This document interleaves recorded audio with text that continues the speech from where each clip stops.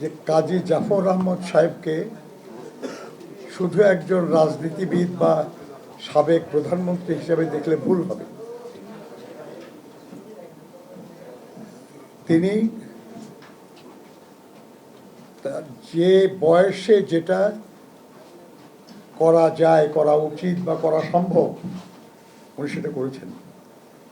যখন ছাত্র ছিলেন তখন ছাত্র নেতা ছিলেন, তারপরে যখন রাজনীতিকে প্রবেশ করলেন দলের সিদ্ধান্ত অনুযায়ী তিনি, জামাল হায়দার ভাই, তারা টঙ্গীতে শ্রমিক আন্দোলন সংগঠিত করার জন্য কাজ করেছেন। খুব কঠিন পরিস্থিতিতে কাজ করেছেন তারা। আপনাদের স্মরণ থাকতে পারে যে এমনও পরিস্থিতি হয়েছে যে টঙ্গীর হাজার হাজার শ্রমিক নিয়ে তারা পল্টন ময়দানে অবস্থান নিয়েছেন এবং লঙ্গরখানা করে শ্রমিকদেরকে খাইয়েছেন। আর সেই শ্রমিকদের টাকায় যে নতুন পার্টি হয়েছিল ইউপিপি, তার মুখপত্র যেটা নয়া যুগ, সেটা প্রকাশিত হয়েছে। এগুলো সবই ইতিহাসের অংশ। তিনি শ্রমিক নেতা ছিলেন, বিখ্যাত শ্রমিক নেতা। আমরা যারা বয়সে তার চেয়ে কম, আমরা তাকে খুবই শ্রদ্ধার সাথে মানতাম। আমি জয়দেবপুরে তখন মেশিন টুলস ফ্যাক্টরি শ্রমিক ইউনিয়নের প্রেসিডেন্ট। যখন জামাল হায়দার ভাই এবং কাজী জাফর সাহেবরা টঙ্গীতে, অনেকগুলি কারখানার নেতা তারা, তখন হাজার হাজার শ্রমিক তখন টঙ্গী শিল্প এলাকায়। তো ওই সময়টা ভাবেন যে 69-70 এই সময়ে আওয়ামী লীগের কিছু প্রভাব হয়েছে, কিন্তু তারা আসলে সংগঠন করে না। তাদের দুই বড় নেতা, যিনি পরে একজন এমপি হইলেন আর একজন পরে মেয়র হয়েছিলেন, হাসানুদ্দিন সরকার আর কাজী মোজাম্মেল, তাদেরকে অতিক্রম করে কাজ করতে হয়েছিল জামাল ভাই এবং কাজী জাফর আহমদ সাহেবকে। এই শ্রমিক আন্দোলন থেকে তারা রাজনৈতিক দল করলেন এবং সেই রাজনৈতিক দলেও তারা যে জাতীয় ফেডারেশন করছিলেন, তার নাম ছিল বাংলা শ্রমিক ফেডারেশন। এই বাংলা শ্রমিক ফেডারেশনের প্রেসিডেন্ট ছিলেন কাজী জাফর ভাই আর সেক্রেটারি ছিলেন মোস্তফা জামাল হায়দার। পার্টি যখন করে সেই পার্টিরও প্রেসিডেন্ট কাজী জাফর আহমদ এবং জেনারেল সেক্রেটারি মোস্তফা জামাল হায়দার। এই যে জোট, এই যে জুটি, বা কম্বিনেশন, বছরের পর বছর, যুগের পর যুগ এটা চলেছে। আলহামদুলিল্লাহ যে একজনকে আমরা হারিয়েছি, আরেকজন এখনো বেঁচে আছেন, তার কাছ থেকে আপনারা শুনেছেন বিভিন্ন কিছু। আপনার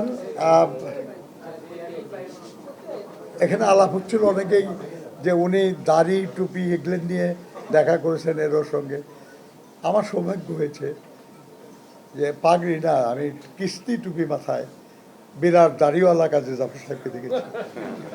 মাথায় বিশ্বাস করবো, চেনারই কোনো উপায় নাই। গুলিস্তানের কাছে দিয়ে হাঁটতেছি, একজনের পিছন থেকে ঘাড়ে হাত দিয়ে বলতেছে, এই কিরে। উনি স্নেহ করতেন আমাকে খুব, আমাকে তুই করে বলতেন এবং আমি সম্মানিতই বোধ করতাম যে আদর করে বলতেছে আর কি। এই কই যাস? আমি তাকাই দেখি, আমি চিনতে পারতেছি যে এই লোকেরা যে তুই তুই করে কয় আবার করে। পরে ভালো করে খেয়াল করছে জাফর ভাইয়ের আন্ডারগ্রাউন্ড, তখন আন্ডারগ্রাউন্ডে বহুবার তাকে আন্ডারগ্রাউন্ড থাকতে হয়েছে, জেল খাটতে হয়েছে, কষ্ট করতে হয়েছে, কিন্তু রাজনীতি থেকে বিচ্যুত করা যায় নাই তাকে। আপনার 62 শিক্ষা আন্দোলন বলেন, 69-এর গণ আন্দোলন বলেন, 71-এর মুক্তিযুদ্ধ বলেন, প্রত্যেকটা লড়াইয়ে কাজী জাফর ভাই অত্যন্ত গুরুত্বপূর্ণ ভূমিকা পালন করেছেন। মুক্তিযুদ্ধ চলাকালে আমার মনে আছে যে মৌলানা ভাসানীর নেতৃত্বে তারা একটা সর্বদলীয় সমন্বয় কমিটি করেছিলেন। মানে আওয়ামী লীগের নেতৃত্বে রাষ্ট্র একটা সরকারের অধীনে চলতেছে, কিন্তু এই আন্দোলন যাতে কোনোভাবে বিঘ্নিত না হয়, কেউ যেন এটাকে ভিন্ন দিকে দিতে না পারে, সেই জন্য মৌলানা ভাসানীর নেতৃত্বে এই কমিটি ছিল এবং ওখানেও কাজী জাফর সাহেবই প্রধান ব্যক্তি ছিলেন, কারণ মৌলানা ভাসানীকে বাইরে হতে দেওয়া হতো না। আমার মনে আছে যে আমি 3 দিনের জন্য কলকাতায় গেছি, আমাকে পাঠানো হয়েছিল, আমি 11 নম্বর সেক্টরে, আমাকে পাঠানো হলো একটা কাজে গেলাম। যে দেখি যে বাংলাদেশ সহায়ক সমিতি বলে একটা প্রতিষ্ঠান আছে বিজয় সিং নাহারের নেতৃত্বে। তখন Siddhartha Shankar Ray chief minister, Bijoy Singh Nahar deputy chief minister.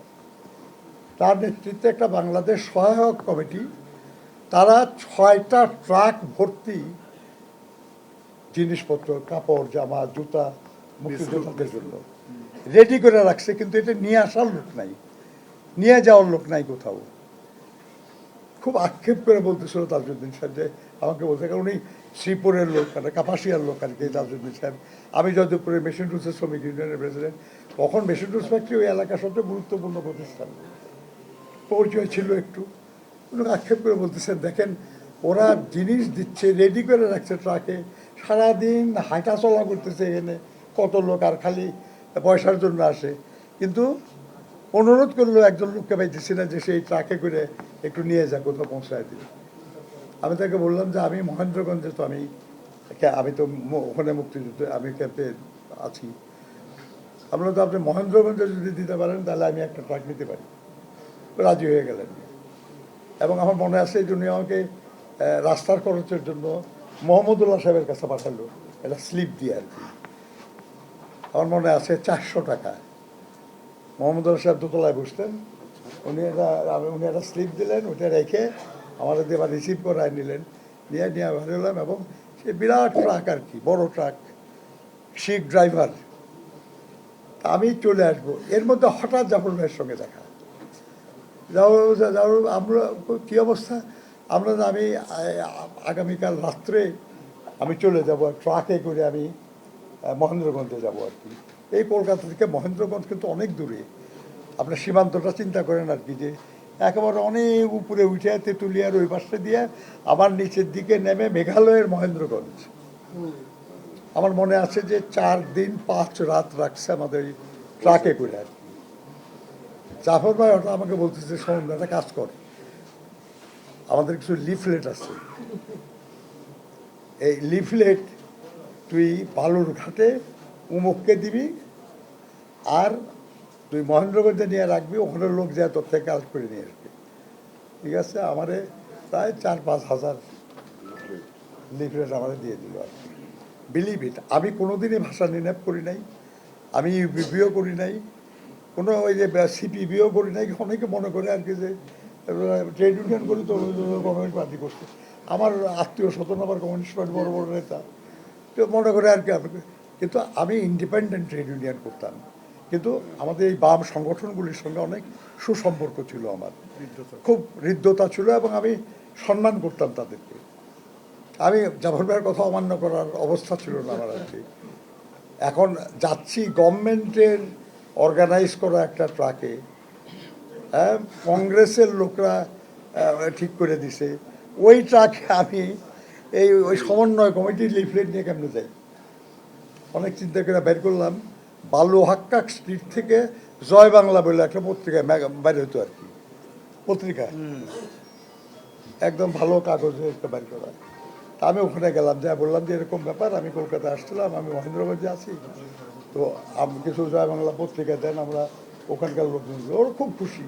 তা আমরা প্রায় 100 পত্রিকা দিয়ে দিল।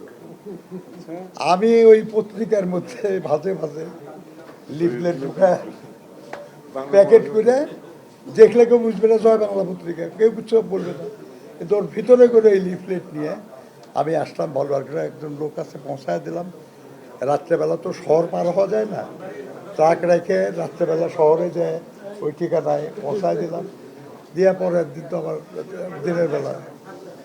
তো আপনার জাফর ভাই ছিল এরকম মানুষ আর কি, যে দুঃসময়েও দায়িত্ব নিয়ে কাজ করার মানুষের কাছে জাফর আহমদ। আমাদের আপনার তার রাজনৈতিক কেরিয়ার তো খুব মানে সাংঘাতিক সমৃদ্ধ কেরিয়ার আর কি। ভাবতে পারেন আর কি যে তিনি মৌলানা ভাসানীর নেতৃত্বে যে ন্যাপ, সেই ন্যাপের জেনারেল সেক্রেটারি ছিলেন। মৌলানা ভাসানীর নেতৃত্বে জেনারেল সেক্রেটারি শেখ মশিউর রহমান জাদু মিয়া, এগুলো না, কাজী জাফরও জাদু মিয়ারও আগে সেক্রেটারি, জেনারেল সেক্রেটারি, এর কাজী জাফর। ব্যক্তিগত যোগ্যতা, গ্রহণযোগ্যতা, সক্ষমতা না থাকলে এইটা চাওয়া যায় না। উনি গেছেন, তিনি নতুন প্রতিষ্ঠিত ইউপিপিরও জেনারেল সেক্রেটারি ছিলেন, কারণ প্রথম প্রেসিডেন্ট হয় ক্যাপ্টেন হালিম চৌধুরী, পরে তিনি প্রেসিডেন্ট হন আর কি। তো আপনার এই যে মানুষটা, সে উনি কেন, কী কারণে, কতখানি উনি জাতীয় পার্টিতে এরশাদের এদের সঙ্গে যুক্ত হলেন মন্টন খারাপ আমাদের, যে উনি এরশাদের সঙ্গে গেল মন্ত্রী। তা একদিন একখানে দেখা, তো বাণিজ্য মন্ত্রী ছিলেন প্রথম। তো আপনার এই মন্ত্রী ছিলেন আমিন কোর্টে, তখন ঢাকা চেম্বারে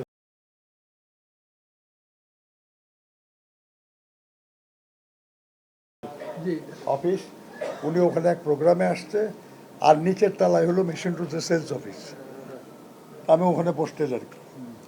উনি নামতেছে, আমি খেয়াল করি না, আমি ঢুকতেছি, দেখা সামনাসামনি দেখা, সালাম দিয়ে হাত মিলালাম, ইউ আর আন্ডার অ্যারেস্ট। কি ব্যাপার অ্যারেস্ট কইরা আমাকে ধরে নিয়ে যায়, সোতা গাড়িতে বসালো মাঝখানে, এক পাশে ব্যারিস্টার জামাল হোসেন ভূঁইয়া, আর এক পাশে উনি। আমার অফিসের যে পিওন, ও তো বুঝে নাই, সে ভিতরে যা বলছে নজরুল স্যাররে অ্যারেস্ট করে নিয়ে গেল, কারণ ওনার সবার পুলিশ টুলিশ আছে, তো স্যাররে অ্যারেস্ট করে নিয়ে গেল। কী বিপদ! আমার অফিসে কাজ করতে একটা মহিলা, তার ভাই হলো হাবিব, আমাদের ছাত্র দলের সাংগঠনিক সম্পাদক ছিল, সে তার ভাইকে জানাচ্ছে, সে জানাচ্ছে কর্নেল মুস্তাফিজ সাহেবকে, তখন উনি যে আমাদের সেক্রেটারি জেনারেল, মুস্তাফিজ সাহেব ম্যাডামকে জানাচ্ছে যে নজরুলকে অ্যারেস্ট করে নিয়ে গেছে। বলেন এখন অবস্থা। তো মুস্তাফিজ সাহেব আমার ওয়াইফকে ফোন করে বলছে যে দুশ্চিন্তা করো না, সব ঠিক হয়ে যাবে। আমার ওয়াইফ বলতেছে কী নিয়ে দুশ্চিন্তা, সেগুলো আর করে না, ও তো আরও বেশি দুশ্চিন্তাগ্রস্ত হয়ে গেছে, মহাভেসাদ। তারপরে আপনার জাফর ভাই তো তার বাসায় নিয়ে গেলো, এইখানে যে মিন্টু রোডের এদিকে কোনো বাসা ছিল না, এখানে নিয়ে গেলো, নিয়ে যেয়ে বলে যে ওনার বিকালবেলা যাওয়ার কথা কুমিল্লায়। তো উনি আমাকে বলতেছে, শোন তুই মন্ত্রী হ। বলছি গিয়ে মন্ত্রী হ। উনি তখন কিন্তু জাফর ভাই এবং আপনিও হয়েছেন এবং সিরাজুল হোসেন খানও মন্ত্রী হয়েছে আর কি। সবাই আমার অত্যন্ত ঘনিষ্ঠ, আমরা একসাথে ট্রেড ইউনিয়ন করছি স্কপের আন্দোলনে। স্কপের আন্দোলনে কিন্তু জাফর ভাইয়ের ভূমিকা যে কারো চেয়ে বেশি। যে আমরা যে এগ্রিমেন্ট করছি, সেই এগ্রিমেন্টেও কিন্তু সে খুবই খুবই গুরুত্বপূর্ণ ভূমিকা পালন করেছে। তো আপনার যাই হোক, অনেক ঘটনা পূর্ণমতো ম্যানেজ করে চলে এসে বসছি আর কি, যে ভাই পাওয়া যাবে না। বাসায় এসে দেখে আমার ওয়াইফ তো অস্থির, যে কই গেলে তুমি, কী হয়েছে তোমার? আমি বলছি কী হয়েছে মানে? তুমি বললে অ্যারেস্ট হয়েছিল। বলছি অ্যারেস্ট কেউ কোথায়? আমি তো জাফর ভাই গেছিলাম। কয় যে মুস্তাফিজ সাহেব এরকম বলছে। আমি পরে মুস্তাফিজ সাহেবকে জানালাম, উনি আবার ম্যাডামকে জানালো, বলছে আমরা বলছে না তুমি ম্যাডামের সঙ্গে কথা কো, উনি খুব দুশ্চিন্তায় আছে। আবার কথা বললাম যে ভাই আসলে ঘটনা হলো এই আর কি। এরকম ছিল অবস্থাকে। জাফর ভাই, হ্যাঁ, পারস্পরিক যে আমাদের সম্পর্কটা ওরকম ছিল যে জাফর ভাই অনেক বড় মনের মানুষ ছিল। এগুলো নিয়ে অনেক আলোচনার সুযোগ আছে, সময় কম আর কি। আপনার উনি যখন মন্ত্রী হইলেন, আমার সঙ্গে দেখা, আমি বললাম কিরে অসন্তুষ্ট হয়েছিস নাকি?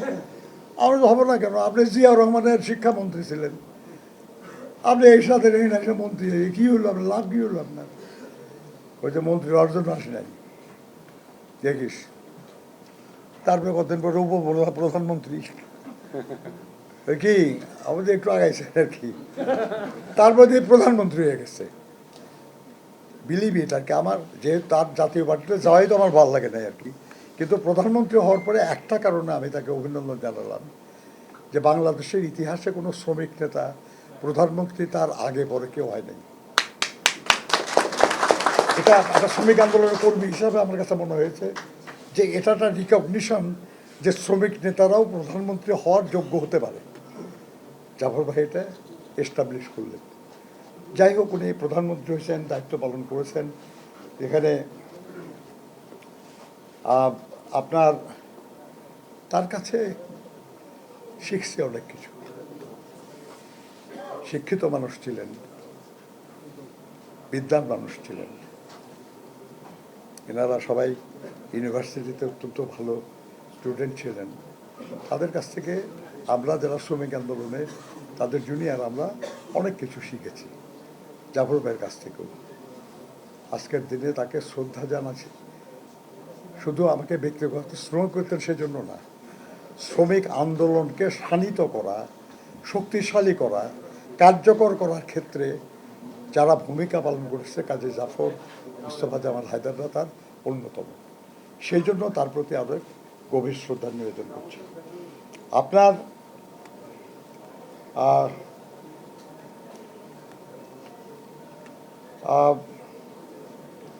এখানে অনেক আলোচনা হয়েছে।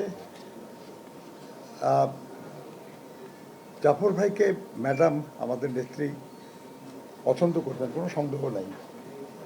আমি নিজে সাক্ষী তার। তার মানে মাথায় নানান পরিকল্পনা গিজ গিজ করতো, বুঝছেন? মানে বলছো যে এটা করা দরকার, এটা করতে হবে ইত্যাদি আর কি। আমার মনে আছে একবার তার সঙ্গে ব্যাংককে দেখা হলো। উনি অস্ট্রেলিয়ায় চিকিৎসা করতেছিলেন, কিন্তু অস্ট্রেলিয়ার চিকিৎসা খরচ বহন করা তার পক্ষে সম্ভব ছিল না। সেই জন্য উনি এসে ব্যাংককে চিকিৎসা করাতেন। সেখানে দেখা হলো, একসাথে আমরা সারাদিন একসাথে থাকলাম। উনি এমন সব আইডিয়া নিয়ে আমার সাথে কথা বলতেছিলেন, আমি বলে রাখেন জাফর ভাই, এত কিছু আমার মনে থাকবে না। আমি কাগজ কলম নিলাম আর কি, নিয়ে আমি নোট করতে থাকলাম। বলে যে তুই নোট করতেছ যখন, এটা নিয়ে ম্যাডামের সঙ্গে কথা বলবি। আমি ঠিক আছে, কথা বলবো। আমার মনে আছে 2 পৃষ্ঠার নোট নিয়েছিলাম আমি জাফরের কাছ থেকে। তখন উনি দারুণ অসুস্থ সেই সময়ে, অর্থাৎ অসুস্থতা তাকে দেশ এবং দেশের মানুষের কল্যাণের চিন্তা থেকে সরাতে পারে নাই। নিজের হয়তো ক্ষমতা নাই কিছু করার, কিন্তু চেষ্টা করতেন যে অন্যরা মিলেও সবাই করতে পারে কি না, কিন্তু আইডিয়াটা উনি ধারণ করতেন। এটা তো এমনিতে হয় না, চিন্তা ভাবনা না করলে তো হয় না। উনি দেশ এবং দেশের মানুষ নিয়ে চিন্তা করতেন বলেই তার এসব আইডিয়া ছিল। এই ব্যাপারে এটা করা দরকার, এই ব্যাপারে এটা করা দরকার, এই কাজগুলি জাফর ভাই করতেন। আজকে সবাই এটা পারে না, করে না, এই কারণে সবাই কাজে জাফরও হইতে পারে না। তো কাজেই আমাদেরকে আজকের এই দিনে গভীর শ্রদ্ধার সাথে তাকে স্মরণ করতে হবে। আমরা স্মরণ করছি তাকে গভীর শ্রদ্ধার সাথে। এইসব মানুষগুলিকে ইতিহাসে বাঁচিয়ে রাখার দায়িত্ব রাজনৈতিক সংগঠনের। কারণ আর যাই হোক, যত পরিচয় থাকুক, ফাইনালি কাজী জাফর আহমদ একজন রাজনীতিবিদ। অবশ্যই তিনি একজন শ্রমিক নেতা, অবশ্যই তিনি একজন ছাত্র নেতা। ছাত্র আন্দোলনে যারা আছে, শ্রমিক আন্দোলনে যারা আছে, তাদের উচিত তাকে স্মরণ করা, শুধু সম্মান জানানোর জন্য না, কৃতজ্ঞতা জানানোর জন্য। এইসব মানুষরা ক্ষেত্র প্রস্তুত করেছিলেন বলেই আমরা এখন আগায় যেতে পারতেছি। রাজনৈতিক দলগুলোরও এটা উচিত। আমি দেখছিলাম যে জামাল হায়দার ভাই তার উপরে লিখেছেন, একটু আগে আমাদের মহাসচিব সাহেব বললেন সেটা, আমি দেখছি, আমিও পড়েছি, এবং তার নিজের লেখা বই আছে। আমার ধারণা যে তার পরিবার এবং দল তারা চেষ্টা করুক যে তার সম্পর্কে আরও বেশ কিছু লেখা। শুধু তার ছাত্র আন্দোলনের যে জীবন, এই নিয়ে একটা বই হতে পারে, শুধু তার শ্রমিক আন্দোলনের জীবন নিয়েও একটা বই হতে পারে, আর তার রাজনৈতিক জীবন নিয়ে তো বটেই। আমি এখানে যারা জাতীয় পার্টির নেতৃবৃন্দ আছে, আমি অনুরোধ করব যে তারা একটু উদ্যোগ নিয়ে করতে পারে। এখনও তার অনেক সহকর্মী জীবিত আছে, আর পরে কিন্তু সেটা আর পাবেন না। কাজেই এখনই এটা করার চেষ্টা করা উচিত বলে আমি মনে করি। এখানে আমাদের সাথীরা জাতীয় পার্টিকে মূল্যায়নের ব্যাপারে আলাপ করেছেন, এবং আমি খুশি হয়েছি আর কি যে এই মূল্যায়নের কথা, জাতীয় পার্টির মূল্যায়নের কথা বলতে যে তারা বিএনপিরও বেশ কিছু নেতাদের মূল্যায়নের প্রশ্নে আলোচনা করেছেন। সঠিক, মানে ব্যাপারটা হচ্ছে যে আপনার এটা তো কোনো অন্যায্য কথা বলেন নাই তারা। আহ, এটা বলতেই পারেন তারা আর কি, যে তারাও দীর্ঘদিন আন্দোলন সংগ্রামে নেতৃত্বের পর্যায়ে ছিলেন এবং আজকে বিএনপি রাষ্ট্র পরিচালনার দায়িত্ব পেয়েছে এবং সেখানে সহযোগিতা করার জন্য বেশ কিছু বন্ধু প্রতিম দলের প্রতিনিধিদেরকে মন্ত্রিসভায় বিভিন্নভাবে নেওয়া হয়েছে। ওয়াই নট জাতীয় পার্টি, এটা তো মানে বলতেই পারেন তারা আর কি। কিন্তু তারাও বলেছেন, এটাও সব ঠিক, যে বিএনপি এমন এক বড় পার্টি আর কি, যে আমাদের দলেরই যাদের অবদান যথেষ্ট তাদেরকেও আমরা এখনো অ্যাকোমোডেট করতে পারি নাই। যাই হতে পারে, বিলম্ব হচ্ছে, কিন্তু অনেক সময় বিলম্ব মিষ্টি হয়, মিষ্টতা হয়। তো দেখা যাক ইনশাল্লাহ যে আমরা এটা সবাই, আমাদের নেতা জনাব তারেক রহমান এটা উনি বলেছেন তিনি আর কি, যে সবাইকে নিয়ে আমরা একসাথে দেশ পুনর্গঠনের এবং দেশের উন্নয়নের জন্য কাজ করব। সে সবাইয়ের মধ্যে তো জাতীয় পার্টিও আছে। ইনশাল্লাহ দেখা যাক। আমি শুধু একটা অনুরোধ করবো, যে সেটা হলো যে জামাল হায়দার ভাই অলরেডি বলেছেন যে একটা কি বলবো এখন আপনি, যে দেশ স্বাধীন হওয়ার পরপর বাংলাদেশকে বলা হয়েছিল তলাহীন ঝুড়ি। ঝুড়ির তলা নাই, যাই দেওয়া যায় ওখানে হারায় যায়, কিচ্ছুই থাকে না।